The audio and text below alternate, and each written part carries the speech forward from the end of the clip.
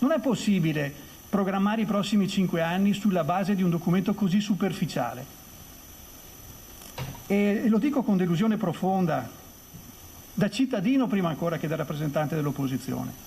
Io mi aspettavo un documento molto più incisivo, molto più concreto. È una vera e propria stroncatura quella che arriva dai banchi dell'opposizione, con Arturo Lorenzoni che bolla come superficiale il documento programmatico di Zaia. I punti più deboli per Lorenzoni sono l'assenza di una politica green fatta di azioni concrete e la mancanza di riferimenti espliciti alla recovery plan. Siamo in difficoltà perché rimaniamo esclusi da tutta una serie di veicoli di investimento che in questi anni, e non c'è una volta citato Next Generation EU, non c'è una volta citato il MES, ma come pensiamo di utilizzare i fondi che io mi auguro arrivino presto nel nostro territorio? Possiamo approvare un programma del prossimo quinquennio senza dire una parola su questo?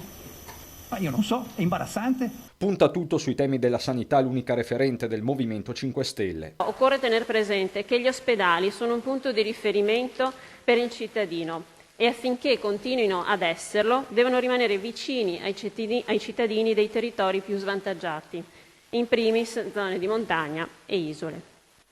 Centralizzare gli ospedali significa discriminare tra cittadini con servizi migliori e cittadini con servizi inadeguati. Tra i banchi della maggioranza si fanno sentire gli alleati di Fratelli d'Italia che dettano le loro priorità. Impresa e lavoro, lavoro e famiglia. Con la famiglia penso alla coesione sociale, ai nostri anziani, al mondo dell'istruzione e delle associazioni, ad esempio quelle sportive, ricreative, sociali, culturali, oggi sempre più in difficoltà. Sulla gestione dell'emergenza punta Forza Italia con Elisa Venturini, sindaco di Casalserugo, nei momenti duri dell'alluvione. Una cosa ho imparato nel 2010 con il Presidente nella calamità, che i cittadini chiedono due cose: presenza e organizzazione. Allora noi dobbiamo avere presenza ed organizzazione per dare risposta ai cittadini e alle loro necessità.